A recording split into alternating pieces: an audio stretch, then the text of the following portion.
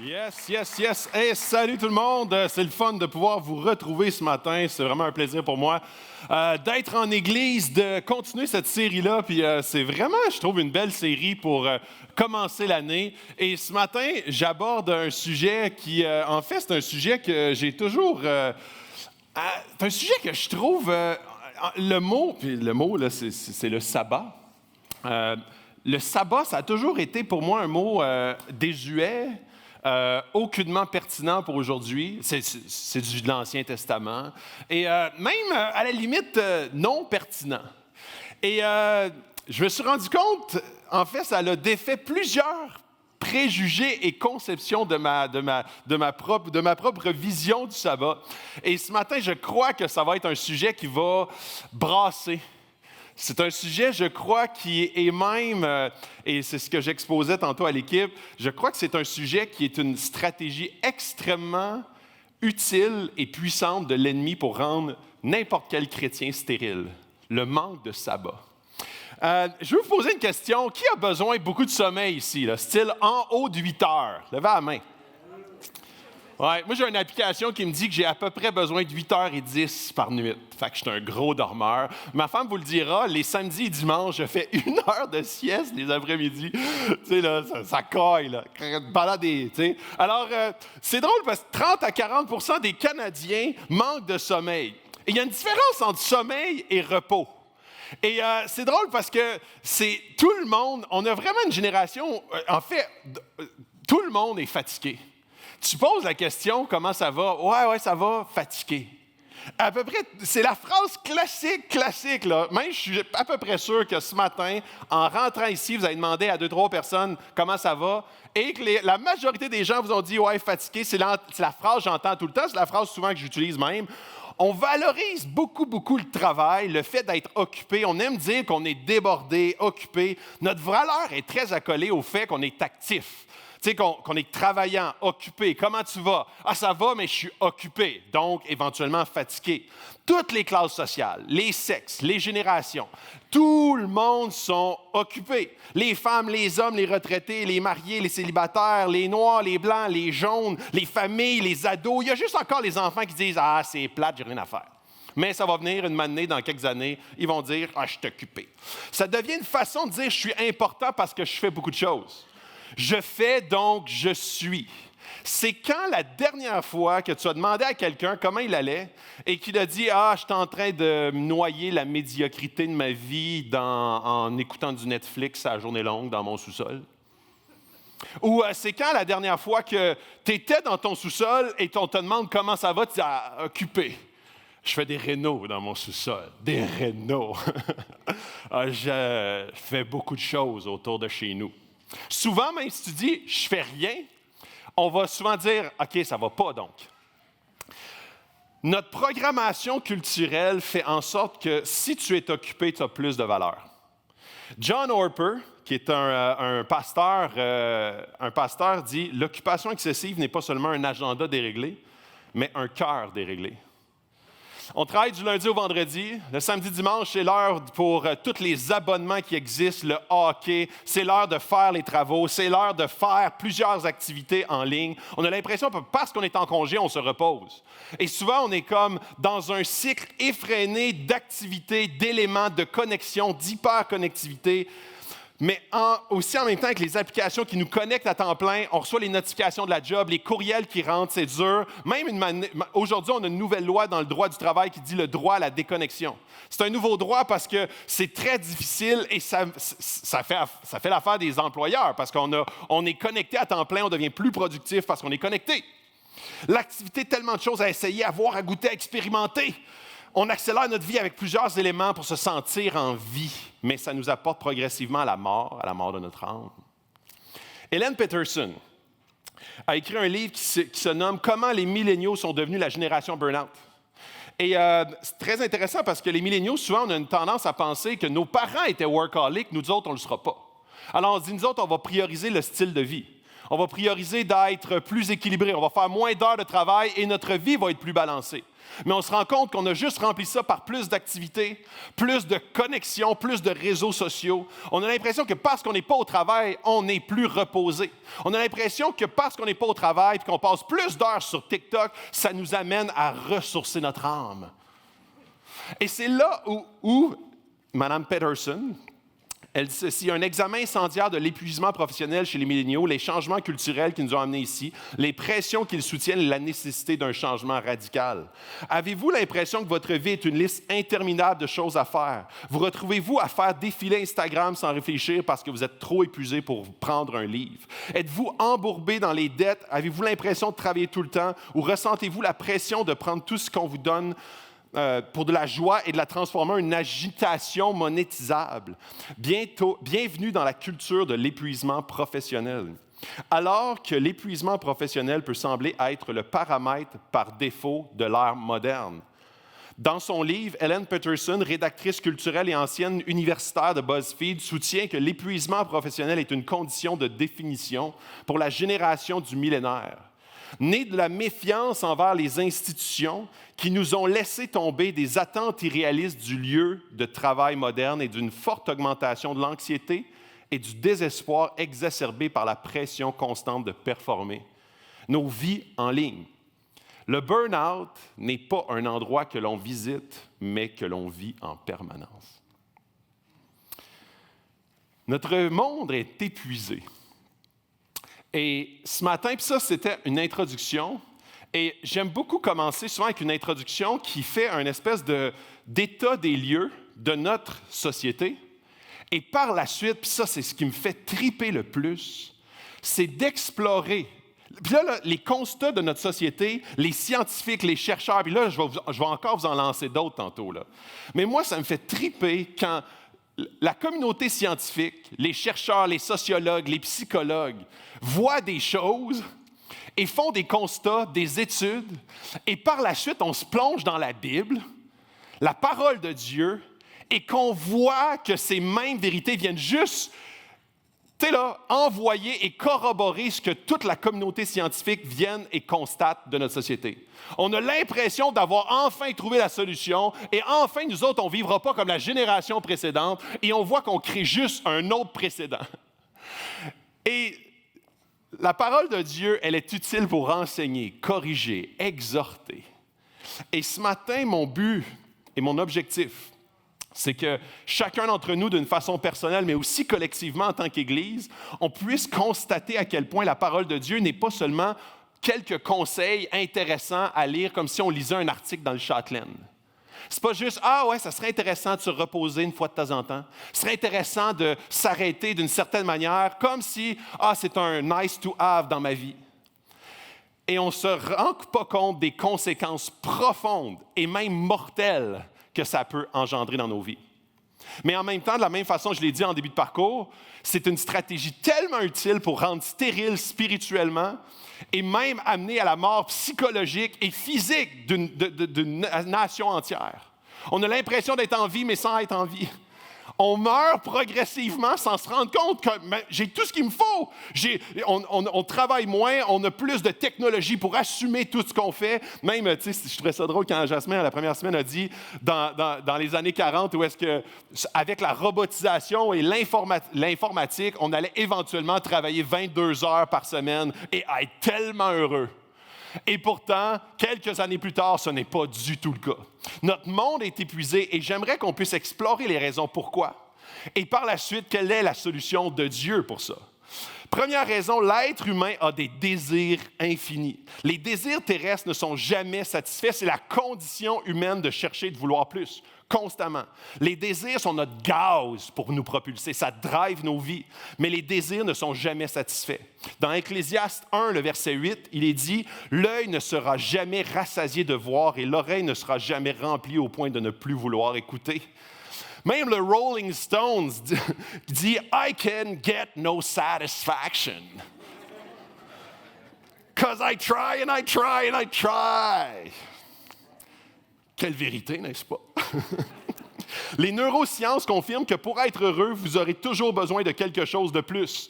Le neuroscientifique Jack Panksepp soutient que des 7 instincts fondamentaux du cerveau humain, colère, peur, panique, chagrin, soins maternels, plaisir, luxure, jeu et recherche, la recherche, la quête est le plus important, même dans le monde animal. Saint Thomas d'Aquin dit, pour que l'humain soit satisfait, il faudrait qu'il expérimente tous les restos de la ville, de coucher avec tous les partenaires imaginables, posséder tout le matériel du monde, d'aller dans toutes les places du monde, toutes les plages du monde, de goûter à tous les mets du monde, tous les vins du monde, d'expérimenter, de voir tout le monde, de voir tout l'univers. Comment satisfaire nos désirs infinis lorsque nous sommes des êtres finis? Avec une fin. Réponse, quelque chose d'infini pour satisfaire nos désirs infinis. Saint Augustin a dit que cela se produit en Dieu. Nos cœurs sont agités jusqu'à ce qu'ils puissent trouver le repos en Dieu. Notre recherche incessante de trouver une nouvelle expérience, un nouveau goût, un nouveau push de dopamine, un nouveau like, ça nous amène à une recherche perpétuelle. Comment on peut vivre avec ces désirs insatisfaits, avec ce manque de repos perpétuel? Ça ne veut pas dire que parce que tu ne travailles pas, que tu es en train de reposer ton âme. On va être en quête, même assis sur un divan, en quête de combler un désir. En push de cette dopamine qui pourrait possiblement, au bout de mes doigts, apparaître. Et c'est ce qui fait que, même assis, même en congé, on est en train de se vider. Dallas Willard dit « Le désir est infini, en partie parce que nous avons été créés par Dieu, fait pour Dieu, fait pour avoir besoin de Dieu et fait pour courir vers Dieu. Nous ne pouvons être satisfaits que par celui qui est infini, éternel et capable de subvenir à tous nos besoins. Nous ne sommes chez nous qu'en Dieu. » Donc, de la même façon, et c'est ça qui est extraordinaire avec Dieu, c'est que de la même façon que nos désirs sont infinis, puis on dit « Ah, c'est plate ça », de l'autre manière, c'est qu'on a été créés ainsi. Pourquoi? Parce que notre Dieu est infini, on est ces créatures à son image, avec des désirs infinis, pour un Dieu qui est infini, mais qu'on tente de combler avec un monde fini. Alors, ça finit qu'on est fini. Deuxième raison de notre épuisement, notre rapport au travail est distorsionné. Le travail, c'est bon, ça a été donné par Dieu, même principe. C'est une bénédiction de travailler, mais on en fait un outil pour assouvir et poursuivre nos idoles modernes de valeur, d'accomplissement et d'accumulation de biens. Ce qui nous amène que ce que Dieu nous a donné comme une bénédiction devient une malédiction parce qu'on l'utilise pour adorer quelqu'un d'autre que Dieu. Et que ces éléments-là sont une poursuite incessante, mais inutile, parce que c'est un cercle vicieux. Plus j'en ai, plus j'en veux. Une des phrases que je trouve tellement puissante vient de Rockefeller, une des richesses, une des familles les plus riches des États-Unis, et qui s'est fait demander dans les années 1900, et lui était dans le pétrole, il dit « Combien d'argent va être assez d'argent? » Et il dit « Juste un peu plus. » La richesse des États-Unis, la première richesse, la famille la plus riche des États-Unis, juste un petit peu plus. Le travail n'est plus un don donné pour notre bien, mais un outil qui devient focusé vers le désir d'en avoir toujours un petit peu plus. Notre monde vit, carbure, profite, encourage l'émergence de nouveaux désirs. Tu le vaux bien. Vas-y. Plonge, goûte, mange, achète, voyage, va, achète, encore achète, encore achète. Va au Costco, ça sera plus là la semaine prochaine. T'es mieux de le mettre dans le panier. Au pire, tes membres, tu le ramènes facile. Va là, fais ça, sois ça, achète ça, mange ça, essaye ça, développe ça, faites quoi? Vas-y, c'est facile, apprends ça, bois ça, c'est bon, c'est nouveau. Jardin d'Éden, t'as besoin de ça pour être heureux, pour être comme Dieu. Pareil, l'humain reste humain. Les mêmes mécanismes d'année en année, 100 ans plus tard ou 100 ans en arrière, même affaire. Juste l'objet qui change. Nous devons faire passer, et ça, je trouve ça tellement... Écoutez bien ça, OK? Une citation de Paul Mazur dans les années 50. de Lehman Brothers, la plus grande banque américaine, dit ceci: nous devons faire passer l'Amérique d'une culture des besoins à une culture des désirs. Les gens doivent être formés au désir, à vouloir de nouvelles choses avant même que l'ancien n'ait été entièrement consommé. Nous devons façonner une nouvelle mentalité en Amérique. Les désirs de l'homme doivent éclipser ses besoins. C'est exactement ça qui nous a conduits à désirer plus tout le temps. Un nouvel iPhone à tous les septembre. Un nouveau livre de recettes de Ricardo pour ajouter à mes 22 déjà présents. Un nouveau truc sur Amazon parce qu'il n'est pas cher. C'est le Black Friday. Une affaire qui apparaît chez Costco et qui va peut-être disparaître. Tout ça est continuellement formé par même. Puis là, on utilise un besoin de l'être humain, comment est-ce qu'il a été bâti, mais contre lui. Troisième raison, on est toujours interrompu, sollicité. Les textos, les emails, le travail profond versus le repos profond. Droit à la déconnexion qui est jamais respecté. On est de plus en plus stressé à ne pas pouvoir se déconnecter parce que la connexion nous apporte un petit push de dopamine. Tout ça fait en sorte qu'on est épuisé. Et là, ça c'est comme le premier tiers, OK? Maintenant, on va aller dans ce que Dieu a pour nous ce matin. Dans Genèse 2:2, c'est là que ça se passe. Le 7e jour, Dieu mit un terme à son travail de création. Et ce matin, si tu es nouveau, si c'est la première fois que tu nous visites, si tu ne crois pas pantoute à la création, je t'invite à ne pas te braquer contre cet aspect-là. Ce n'est pas un discours sur la création ce matin. C'est un discours sur le sabbat. Et je ne veux pas que tu arrêtes d'écouter le restant du discours parce que tu ne crois pas à la création. Mais je veux absolument que tu écoutes. Parce que très souvent, puis ça c'est le cas pour plusieurs sujets, très souvent on va se braquer selon certains éléments qu'on n'est pas d'accord, qu'on ne croit pas, qu'il y a des éléments dans la Bible sur lesquels je ne suis pas d'accord, et on va tout ne pas être ouvert à ce que Dieu veut nous approcher, nous impacter ici et maintenant. Dieu veut ton cœur, veut être en relation avec toi, et par la suite, il nous enseigne une vie durant. Il te convainc une vie durant, il t'enseigne, il te révèle une vie durant. Donc, c'est juste une espèce de parenthèse pour que tu puisses écouter ce matin, même s'il y a des éléments sur lesquels il y a certains textes que tu abordes moins. Je reviens. Genèse 2:2. Le 7e jour, Dieu mit un terme à son travail de création. Il se reposa de toute son activité le 7e jour.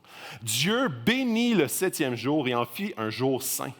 Parce que ce jour-là, il se reposa de toute son activité, de tout ce qu'il avait créé. Dieu s'est reposé. Ouais, mais moi, j'ai des enfants, là. Dieu s'est reposé. Sérieux, là. Non, mais moi, je suis un cadre, là. J'ai gros des employés puis tout, là. Dieu s'est reposé. Je suis un extraverti, moi, j'ai besoin de sortir, faire des affaires. Dieu s'est reposé. Dieu, parfait, infini. Dieu, est-ce qu'il était comme, je suis épuisé, je suis brûlé? Dieu s'est reposé. Ouais, mais je suis un workaholic, je suis fait de même. Dieu s'est reposé. Ouais, mais, tu sais, je suis un entrepreneur, les contrats, ils arrivent, là, je ne peux pas contrôler ça, c'est cyclique. Dieu s'est reposé. Je suis un parent de 3 kids, TDAH, plus. Dieu s'est reposé. En plus, ils prennent du Gatorade des fois. Dieu s'est reposé. J'ai plein de travail à la maison, je suis dans un réno jusque par-dessus la tête. Dieu s'est reposé. Est-ce que vous comprenez le principe? Le sabbat signifie s'arrêter. Le sabbat signifie arrêter de t'occuper, de travailler, de t'inquiéter. Dieu n'était pas fatigué, il n'était pas épuisé, mais il s'est reposé. Je vais vous donner une illustration. Le sabbat, c'est comme une belle journée d'été. Chaude, pas encore de moustiques. En tout cas, pas dans mon histoire. Tu as rangé ton terrain, tu as coupé les headsets, tu as passé à la tondeuse, tu as comme mis des petites lumières qui allument là, sur le bord du chemin, là, jusqu'à, la piscine. Tu as nettoyé la piscine, tu as équilibré le pH. Tu as fait tout ce que tu avais besoin de faire. Après ça, là, tu rouvres ta chaise pliante. Tu t'allumes un petit feu craquant, tu te débouches une petite bière, et là, tu profites de ton travail. Le sabbat est beaucoup plus proche de cette illustration-là que je suis brûlé, je suis fini. Moi, je travaille 50 semaines à fond, 7-7. Après ça, 2 semaines brûlé, je m'en vais dans le sud, puis là, je me repose. Le sabbat, c'est beaucoup plus proche. Et là, je vais vous donner vraiment la définition, comment est-ce que ça peut s'opérer le sabbat dans une vie équilibrée et à quel point c'est utile. Le sabbat veut aussi dire se délecter. Dieu a béni le sabbat. Dans le passage qu'on a vu, Dieu a béni le sabbat. Le sabbat est une invitation à entrer dans la délectation de notre activité, de se réjouir dans ce que Dieu nous donne. Profiter de la nature, prendre de longues marches en famille, manger, goûter de nouvelles choses, ton repas favori, ouvrir une belle bouteille de vin, faire du pain qui sent bon, voir et profiter des gens proches, de nous aider à nous délecter de leur présence. Le sabbat est de s'arrêter pour prendre plaisir dans ce que Dieu nous donne, amis, famille, dans ce qu'il nous donne, mais aussi en lui. Le sabbat est aussi une journée bénie. Béni, qu'est-ce que ça veut dire? C'est béni. Il a béni le 7e jour. Là, on a l'impression que c'était comme juste justement, ça faisait beau dans le texte, mais non. Dieu a béni 3 choses. 3 choses d'une façon claire dans ce texte-là. Pas dans la version qu'on a lue, mais juste un petit peu avant. Il a béni les animaux, il a béni les humains, et il a béni le sabbat. Et qu'est-ce que ça veut dire, ça, béni? La bénédiction de Dieu était accolée à la multiplication d'eux.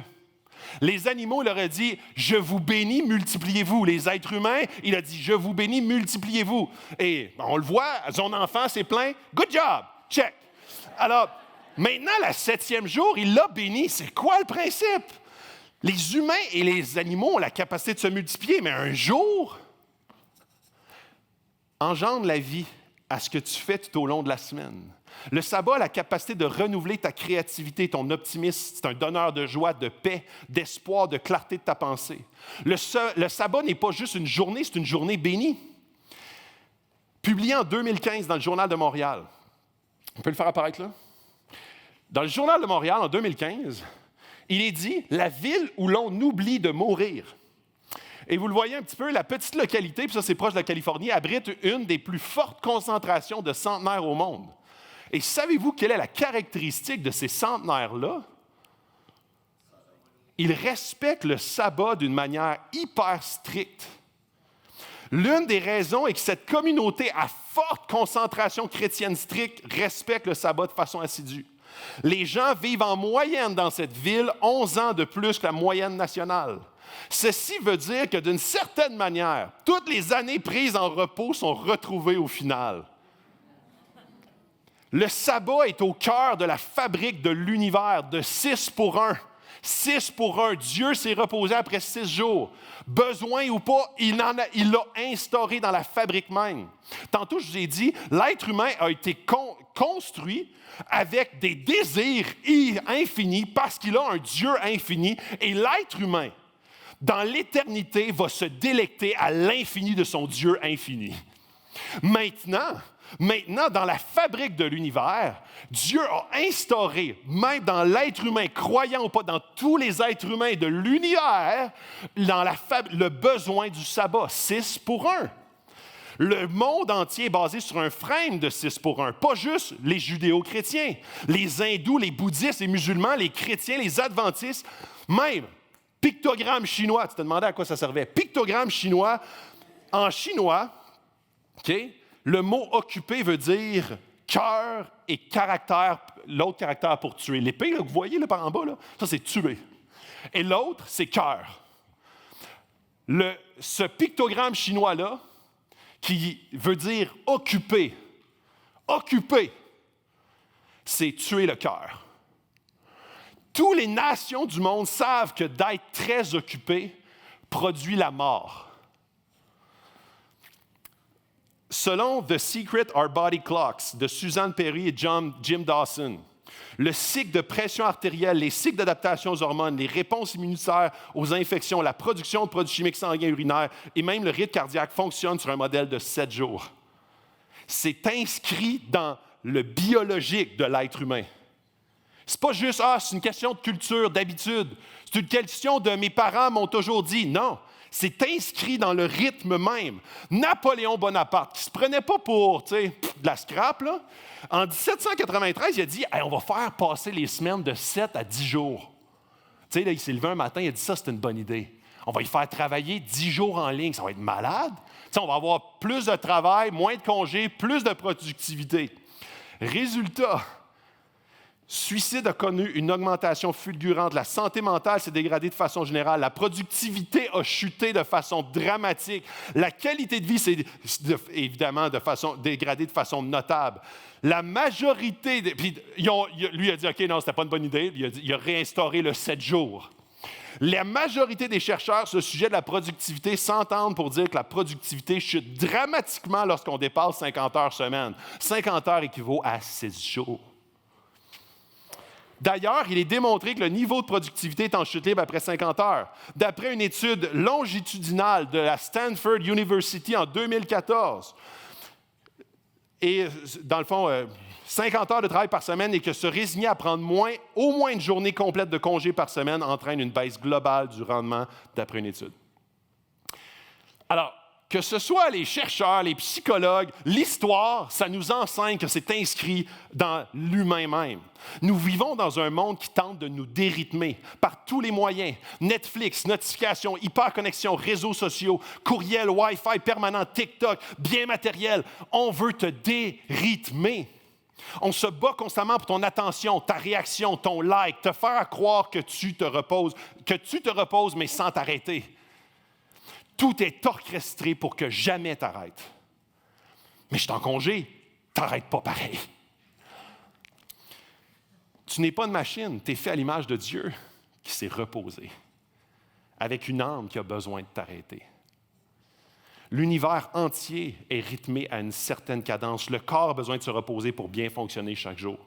Les journées se suivent avec le soleil, la lune, la nuit, et les matins, les soirs, le rythme avec les saisons, les cadences du réveil, la nature à chaque printemps pour s'épanouir pendant l'été et se réendormir chaque année avec l'automne et l'hiver. Le rythme même de la vie, qui est avec notre respiration, qui inspire et qui expire à côté de nos cœurs qui battent comme un tambour d'orchestre. Notre culture pousse la notion comme quoi l'accomplissement est mieux et meilleur que le repos. La cadence instaurée par Dieu n'est pas bonne pour toi. Tu devrais en faire plus. Même en restant assis, tu peux en faire plus. Tu peux rester connecté. Tu peux toujours avoir ce push de dopamine que tu as besoin pour vivre. Faire n'importe quoi est mieux que de rien faire, je te l'assure, mais c'est un mensonge. On rate le point de boussole qui nous montrait le chemin. On rate le calme qui nous apportait plus de sagesse. On rate la joie et l'amour qui naît dans l'arrêt. On pense que toutes les bonnes choses viennent seulement à travers l'éternel acharnement et le travail répétitif assidu, en oubliant que le jour du sabbat est un jour béni de multiplication inexplicable. Nos vies sont en danger car en se braquant contre ce cycle, ce rythme qui fait partie de notre fabrication même, nos âmes se meurent. L'anxiété, notre santé mentale collective se détériore.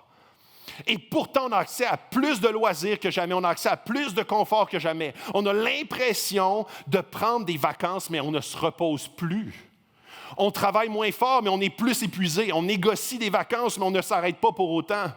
Comme la loi de la gravité, la loi du sabbat, qui est plus intangible, réside et rythme la santé holistique de l'humain.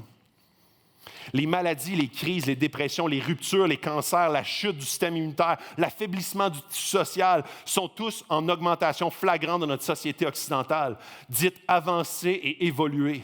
Mais en même temps, la société la plus workaholic de l'histoire, ou la plus connectée du moins, la plus hyper connectée et toujours en sollicitation, se voit mourir intérieurement à petit feu. Le sabbat vient ou viendra dans ta vie en bénédiction ou comme conséquence. Souvent, le sabbat vient dans ta vie, que tu le veuilles ou pas.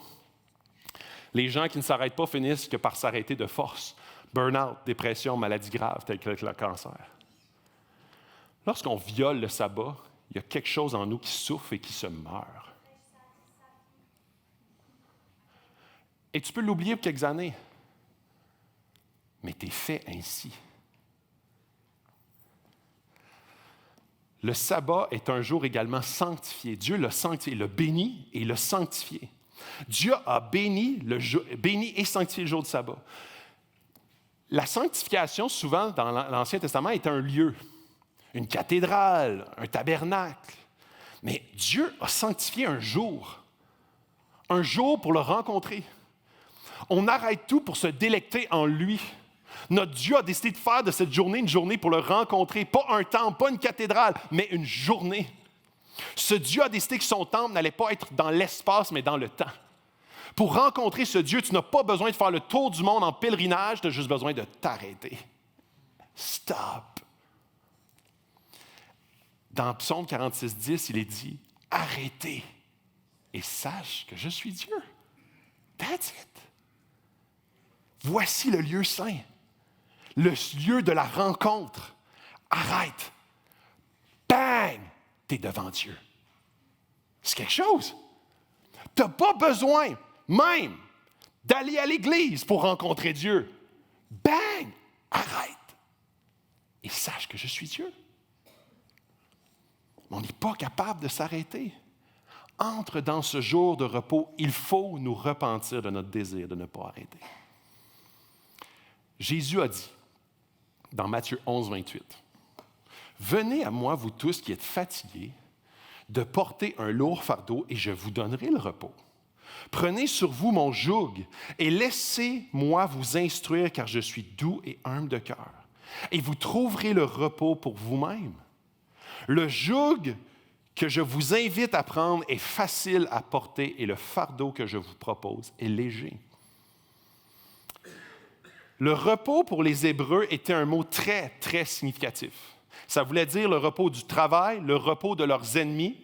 Il y a plusieurs passages dans l'Ancien Testament qui font référence à ça. Et le repos fait aussi présence à la présence de Dieu. Dans Exode 33:14, il est écrit « Je marcherai moi-même avec toi et je te donnerai du repos », dit Dieu à son peuple. Jésus dit qu'il va te donner du repos. C'est écrit. Je vais te reposer de ta job, de tes ennemis, et je vais te donner la présence de Dieu. Le repos, c'est Jésus. Le sabbat, c'est Jésus. Jésus est notre repos. OK. Si Jésus est notre repos, pourquoi autant de chrétiens sont épuisés, donc? Pourquoi? Et là, c'est super intéressant. Jésus dit, « Prenez mon joug et reçois mes instructions. » C'est ça qu'il dit. Tous les rabbins avaient un joug. Joug veut dire mes instructions. Ça veut dire comme ce que j'ai à... Oui, c'est un outil qu'on met sur les épaules des bœufs pour porter le fardeau. Mais ou sinon, les êtres humains, il y avait comme un joug pour porter de l'eau, porter des charges. Mais les rabbins appelaient aussi leurs instructions un joug, des instructions très précises. Jésus est un rabbin, un enseignant.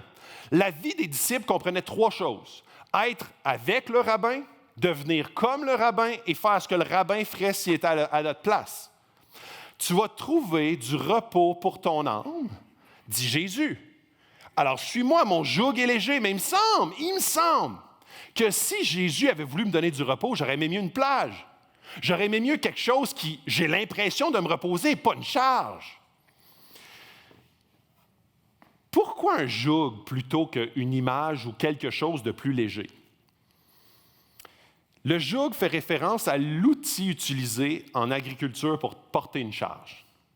Jésus dit que son joug, à lui, est léger. Il est doux et léger, il dit. Je vais vous donner un équipement pour porter une charge. La charge de la vie. Trop de gens essaient de fuir la charge de la vie plutôt que de bien la vivre avec Jésus. Souvent, on essaie de dire « J'ai besoin de mon week-end. Je travaille à fond du lundi au vendredi, mais je décroche. » Puis je décroche veut dire « Je vais faire toutes sortes de choses. » Et le décrochage ne veut pas dire nécessairement le repos.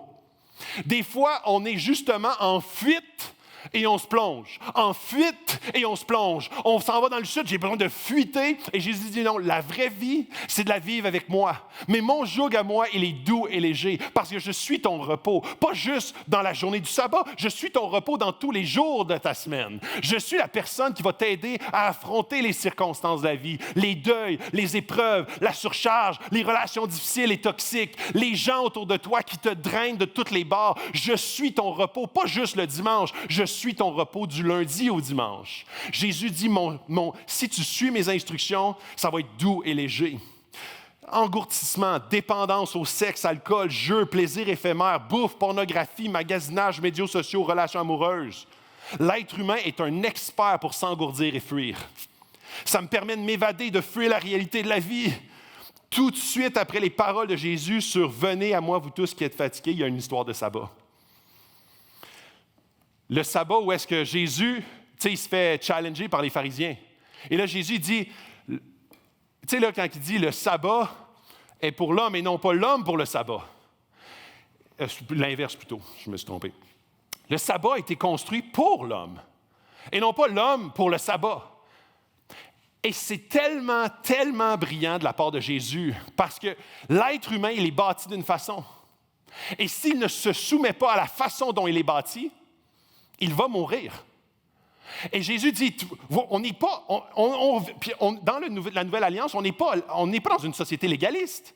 On n'est pas comme, où est-ce que là, il y a une heure, il y a le coucher du soleil, le lever du soleil. Si tu bouges, je t'appelle. Si tu sors ton bœuf du trou qui a tombé, c'est terminé, on va t'éliminer. Le sabbat, il est bon pour l'être humain. Le sabbat est un commandement, mais aussi un don. Et Jésus fait mention de son joug qui est léger. Et le joug de Jésus, c'est ses instructions. Les 10 commandements, puis la seule discipline spirituelle qui se retrouve dans les 10 commandements, c'est le sabbat. Il n'est pas écrit dans les 10 commandements, tu prieras 3 fois par jour, tu viendras à l'église le dimanche, tu jeûneras, mais le sabbat. Merci. Mais le sabbat s'y retrouve. C'est comme le pont, puis le sabbat, c'est le 3e commandement. Il y a le commandement 1 et 2 qui concerne notre relation avec Dieu. Il y a le commandement 4 à la fin, à 10, qui concerne notre relation avec les autres. Et le sabbat, c'est justement le pont entre le vertical et l'horizontal. C'est le pont qui nous permet de justement reconnecter avec Dieu et reconnecter avec les autres. C'est un pont qui touche impérativement nos relations. Il n'y a pas tu prieras, tu liras la Bible, tu iras à l'Église. C'est le seul commandement qu'on se vante, par contre, de ne pas respecter. C'est le seul commandement qu'on dit « Ouais, je suis complètement occupé, brûlé raide, ça fait 10 jours que je travaille en ligne. » Et même l'Église n'est pas assez maître dans l'art de valoriser ceux qui ne respectent pas. Puis, hey, t'es un bon bénévole.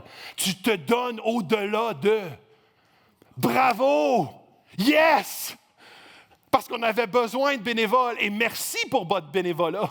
Mais ce n'est pas au détriment de ce qui fait qu'une Église va fleurir spirituellement. C'est sa relation avec Dieu et avec les autres. C'est une Église qui vit intérieurement parce qu'elle se replogue avec son Créateur. Et par la suite, mon fardeau est doux et léger.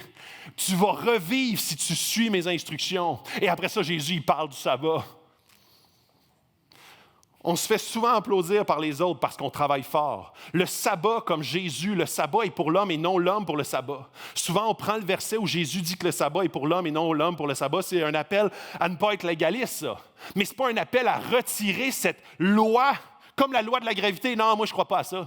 Non, ouais, mais saute d'un toit, tu vas voir qu'elle existe pareil, cette loi-là. C'est le même principe. C'est le même principe. Et on essaie en tant que société de l'éliminer de notre radar. Mais on se meurt. Plusieurs positions dans l'Église, mais il n'en demeure pas moins que c'est une partie du rythme de la création. Créé à l'image de Dieu, et cela n'a pas changé. Ce n'est pas une règle de légalisme, mais plus un besoin pour ton âme. C'est enraciné dans la création. Dieu a instauré le sabbat de la création. Dieu a fait le monde et il s'est reposé. Walter Bridgman, vous avez la citation ici, il a écrit un livre qui s'appelle « Le sabbat comme résistance ». Dire non à la culture d'aujourd'hui. Il dit ceci, c'est ainsi que j'en suis venu à penser que le 4e commandement du sabbat est le plus difficile et le plus urgent des commandements de notre société.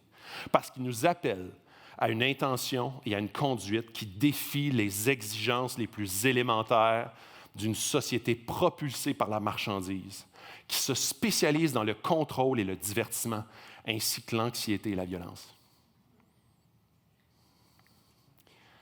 J'entends souvent le prétexte, particulièrement dans le milieu chrétien.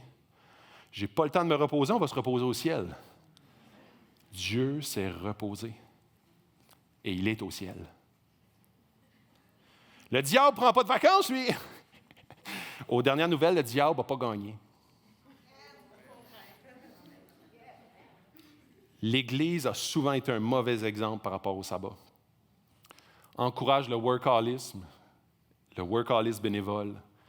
Rien ne devrait annuler le besoin de sabbat, pas même le bénévolat dans l'Église, un groupe connexion, une personne dans le besoin, une demande de déménagement ou n'importe quelle autre demande.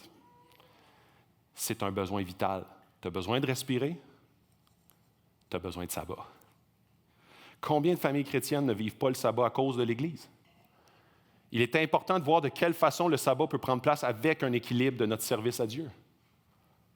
En fait, si tu sers sans prendre de sabbat, l'Église va devenir pour toi une très mauvaise nouvelle. Tu vas finir que par détester même l'Église parce que tu as été vidé de toutes les bords. C'est le même principe avec tout ce qui régit votre vie. Votre famille peut devenir une très mauvaise nouvelle si tu n'apprends pas à arrêter avec eux, avec les contraintes que ça impose. Ton travail va devenir une mauvaise nouvelle si tu n'apprends pas à arrêter. Ton couple va devenir une mauvaise nouvelle si tu n'apprends pas à instaurer des rythmes de sabbat. Et ça ne veut pas juste dire de façon stéréotypée de fuir dans ton garage ou de fuir dans une autre salle de la maison pour femme, homme, peu importe. De s'arrêter n'est pas seulement d'arrêter de faire une activité qui te prend plus de biceps. C'est vraiment une intentionnalité. Et je vais vous donner plusieurs exemples tantôt pour que vous compreniez, pour que ça devienne pragmatique et non pas juste « arrête » puis vois ce que ça veut dire dans ta vie. Parce qu'on peut facilement utiliser le mot « arrête » pour dire « ouais, j'arrête. J'ai fait ça cette semaine, j'ai arrêté de faire ça, je fais juste d'autres choses. Je fais un autre type de workaholisme. » Le sabbat a été largement oublié par l'Église qui a imité sans critique les rythmes de l'Occident industriel et obsédé par le succès. Le résultat, nos églises fatiguées par la route et épuisées ont largement échoué à intégrer le sabbat dans leur vie en tant qu'élément vital du discipulat chrétien. Ce n'est pas comme si nous n'aimions pas Dieu. Nous l'aimons profondément. Nous ne savons tout simplement plus comment nous asseoir avec Dieu. Nous sommes peut-être devenus le peuple le plus épuisé émotionnellement, le plus surmené psychologiquement et le plus mal nourri spirituellement de l'histoire.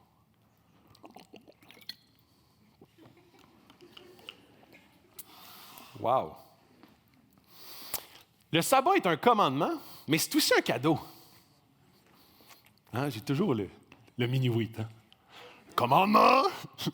Cadeau. Souviens-toi du sabbat. Dans Exode 28, il est écrit « Souviens-toi du jour du repos pour le sanctifier ». Il y a un rythme à la création et tu en fais partie. Tous les 10 commandements sont utiles pour l'humanité et utiles pour ta vie, pour que tu sois heureux et en vie. Le manque de sabbat nous amène à la mort progressivement. De la même façon que tous les commandements nous amènent à fleurir ou à ne pas dépérir, la négligence du sabbat t'amène à dépérir de la même façon. Spirituellement. Vous ne pouvez pas accéder pleinement aux promesses de Dieu sans suivre les rythmes de Dieu et sa façon dont il a bâti sa création. Je vais inviter l'équipe de louange et je vais rentrer dans ce qui est la dernière partie très pragmatique. Parce que je ne veux pas juste vous laisser avec... J'espère que dans dans la partie qu'on a jusqu'à maintenant, j'espère que vous êtes convaincu que le sabbat n'est pas juste une belle option à y réfléchir pendant quelques années pour voir comment est-ce qu'on va instaurer ça, mais vraiment impératif pour n'importe quel chrétien, n'importe quelle église. Le sabbat est littéralement une discipline spirituelle à instaurer avec urgence. Mais je veux vous donner des conseils pratiques. Des conseils pratiques pour nous aider maintenant à dire, OK, comment est-ce qu'on fait pour manger la première bouchée de l'éléphant? Réserve idéalement une journée, mais pas impérativement. Parce que des fois, tu n'as pas nécessairement un 24 heures super ferme Ça peut être des traditions, des éléments qui t'aident à arrêter. Prends une journée pour arrêter complètement, idéalement. Ce n'est pas une journée de congé, c'est une journée d'arrêt. Ce n'est pas du ménage, ce n'est pas du Costco, ce n'est pas du magasinage, ce n'est pas des travaux. C'est un moment d'arrêt. Ce n'est pas une journée de congé pour faire d'autres types de travail. Parfois, c'est une journée plus épuisante que tes journées de travail et tu as juste hâte de retourner à la job. C'est un bon signal que ce n'est pas un sabbat. Réserve du temps pour préparer ton sabbat, de préparer pour te libérer l'esprit, les mains, pour pouvoir te délecter de cette journée-là. Et souvent, on a la tendance à penser que le sabbat, c'est une journée à écouter des chants de louanges puis à prier dans ton sous-sol en jeûnant. C'est pas ça du tout. Le sabbat, c'est beaucoup plus large que ça. C'est beaucoup plus complet que ça. Et c'est beaucoup plus plaisant à observer que ça également. Attention au téléphone. Souvent, notre sabbat est juste une augmentation de notre temps sur notre téléphone ou de nos écrans. C'est un ennemi du sabbat. Remets à plus tard ce qui n'est pas du repos ou de l'adoration. Qu'est-ce que je veux dire par adoration? Prendre un souper et prendre le temps. Faire une sieste, courir, faire de l'exercice, c'est de l'adoration. De te délecter de ce que Dieu t'a donné. Un corps pour pouvoir courir, de pouvoir goûter ce qu'il t'a donné, de pouvoir expérimenter. C'est un moment pour connecter avec nos proches, de se délecter des proches qui sont proches, très proches. C'est une invitation à nous réjouir, passer du temps en prière, consacrer du temps au culte, de manger bien, de cuisiner, si ce n'est pas ton travail la semaine, de jouer, d'avoir des randonnées en nature, d'aller pêcher, de lire un livre, de faire du golf, de peindre, de faire du vélo, de marcher, de faire une sieste, de rire, de passer du temps avec les enfants, les petits-enfants, de passer du temps avec des amis, de passer du temps avec son conjoint, de regarder un film, d'aller dans un parc. Et tout ça peut devenir non-repos, et c'est toi qui le sais, ça. Il y a des gens, quand ils disent « Ah, mais écouter un film, là, ça peut devenir une espèce d'omnubilation. » Et je l'ai dit, les écrans, c'est dangereux. Mais en même temps, c'est de vivre pleinement dans un moment de décrochage et de recrochage. Où est-ce que tu reconnectes avec Dieu et avec tout ce qu'il te donne? C'est ça le sabbat. Le sabbat pour les Juifs c'était pas juste un moment de culte, loin de là. Il y avait un moment de culte dans la journée, mais c'était un moment souvent privilégié de famille, un moment privilégié de louer Dieu pour ce qu'il nous donne. Ça ressemble un petit peu à l'action de grâce pour les Américains. Un moment où est-ce qu'on vit dans la reconnaissance de ce qu'il nous donne, qu'on est conscient, où on prend conscience de ce qu'il nous a donné, du travail qu'on a encore, de la santé qu'on a pour le pratiquer. Comment est-ce qu'on change notre optique d'une même chose qui devient quelque chose qui nous permet de reconnecter verticalement et horizontalement? Des fois, je sais que ce n'est pas facile avec nos enfants, mais quand on change d'optique de dire « mes enfants sont en santé », quelle bénédiction malgré qu'ils crient très fort. Et ça change notre optique complète. Où est-ce qu'on peut se délecter dans l'intensité? Ça, c'est le sabbat, mais c'est très subtil, vous comprenez? Parce que ce n'est pas « fais ci, ne fais pas ça ». Ce n'est pas juste « rentre dans l'Église et tu vivras le sabbat ». Il y a des gens qui viennent ici et que ça les épuise. Parce que ça dépend aussi de notre optique. On va avoir un temps de louange. Puis il y a des gens qui sont comme dans l'analyse « ah, c'est pas mon goût, c'est trop fort, c'est trop ci, c'est trop ça ». C'est un temps aussi pour dire merci Dieu qu'on a une guitare, puis une bass, puis un drum, puis du monde qui savent chanter. Nice! Yes! Dieu, aide-moi à connecter avec toi dans ce temps de louange. Il y a des gens qui sont « hey, toi, le repos, arrête de me dire ça. Là, ma femme, elle me reproche toujours là, que je suis workaholic. Là, puis là, toi, tu vas pas m'aider là, matin. » Là, tu es comme « non. » Puis je vais le faire tantôt, puis je l'avertis tout de suite. On va prendre un temps pour que l'Esprit nous convainque. Parce que moi, je vous dis des affaires, mais après ça, c'est un travail de l'Esprit. L'Esprit qui est là pour nous convaincre, nous corriger, nous amener exactement où est-ce que Dieu nous veut. Et c'est pour ça que l'œuvre spirituelle, c'est pas un pitch de motivation un matin. Là. C'est pas genre, hey, tu as besoin de repos, tu vas mieux performer cette année.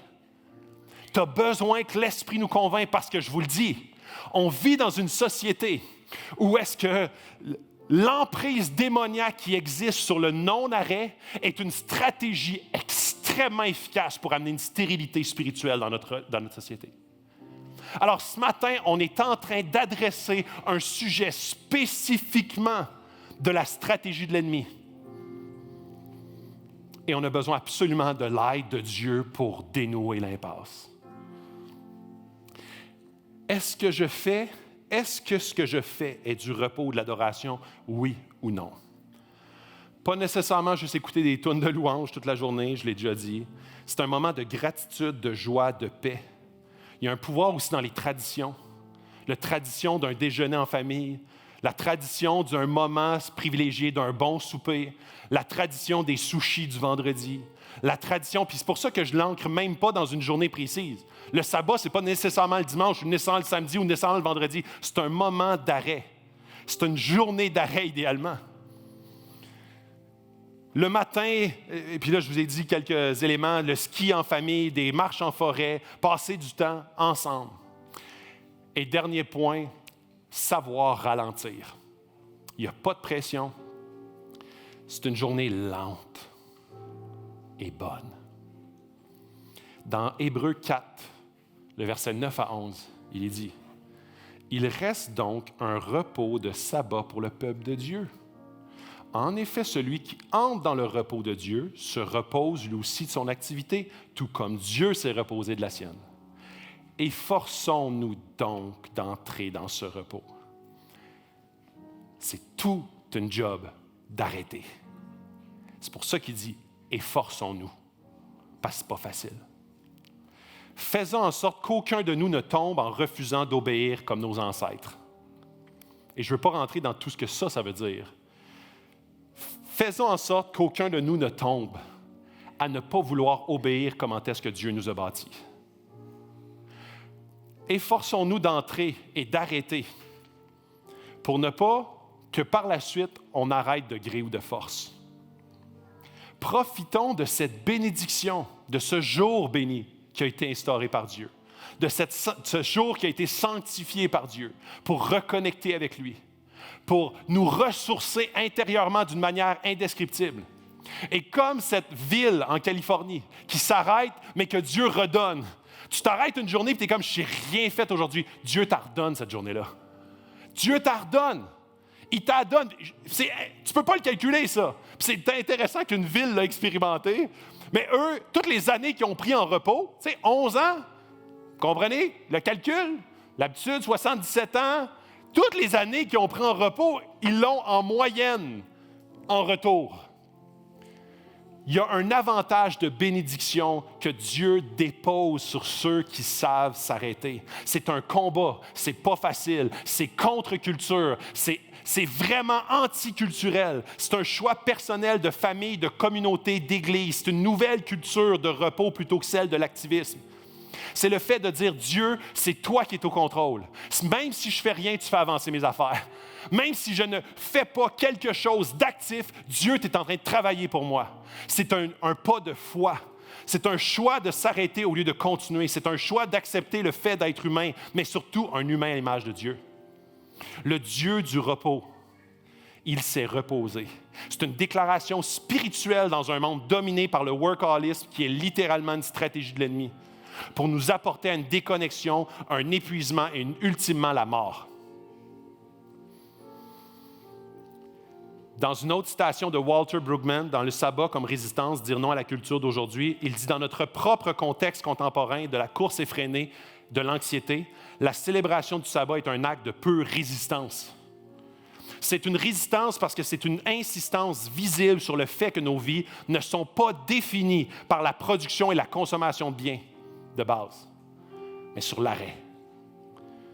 Dieu bénit l'obéissance. Nous n'avons pas besoin de plus d'heures ou de plus de productivité, nous avons besoin de plus de temps que Jésus.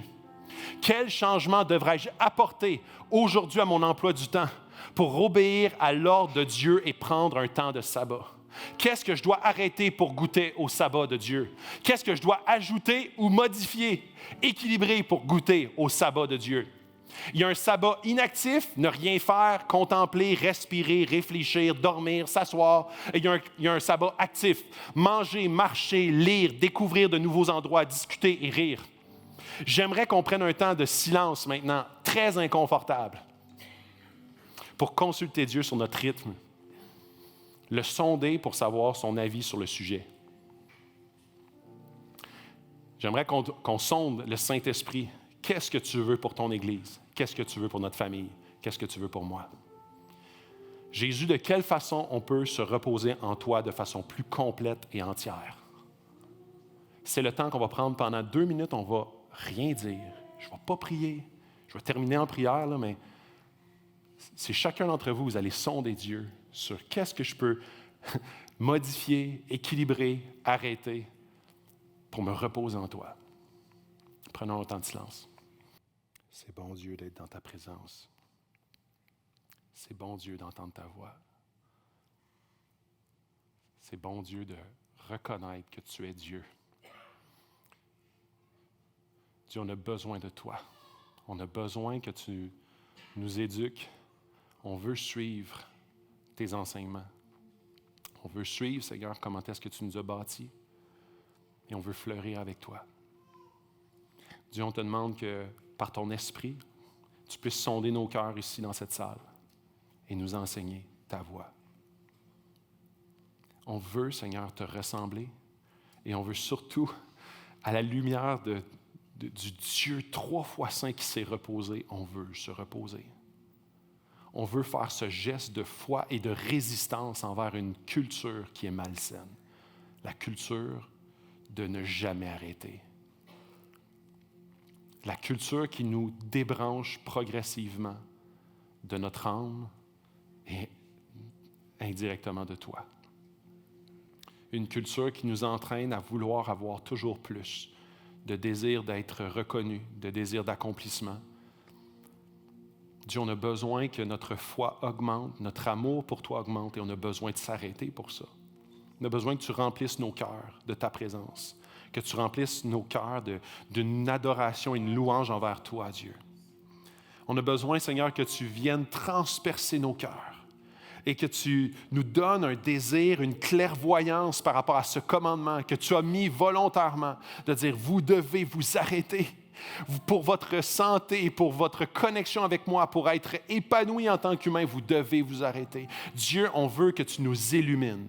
On veut ce matin, Seigneur, que ton Église te ressemble. On veut, Seigneur, que chaque chrétien puisse prendre un pas de foi, un pas d'engagement vers un arrêt pour te ressembler, un arrêt pour être ressourcé, un arrêt pour être émondé, pour porter du fruit. Dieu, c'est avec une connexion avec toi, c'est dans un moment d'arrêt et de ressourcement que Dieu, tu vas nous nourrir. Dieu, on veut prendre engagement vers toi, que ce commandement ne sera pas juste ne sera surtout pas un commandement qu'on va être fier de ne pas respecter. On veut, Seigneur, que ton esprit nous convainc de péché, justice et jugement. Et on veut se repentir en tant que Nord-Américains. Et ici, à Acts 21, on veut se repentir de ne pas assez s'arrêter.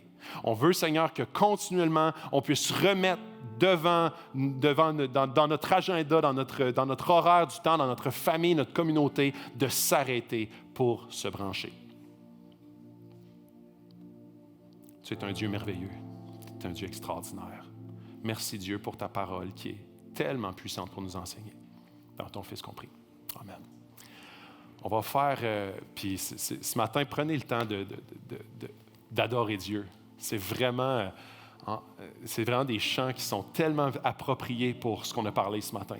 Et que l'Esprit puisse continuer à venir travailler nos cœurs. Que l'Esprit puisse venir et nous convaincre progressivement de ce qu'on a entendu ce matin. Je vous invite vraiment à prendre ce temps-là. Moi, quand Christine m'a interpellé et a dit « On va faire la toune Quel repos céleste ». Quel repos céleste d'être à toi. À toi dans l'épreuve, mais à toi pour la vie. C'est un privilège de pouvoir se réfugier en Jésus. Jésus est notre repos ultime. Ça va être le chant d'après, c'est pas celui-là. Bon matin, Axe.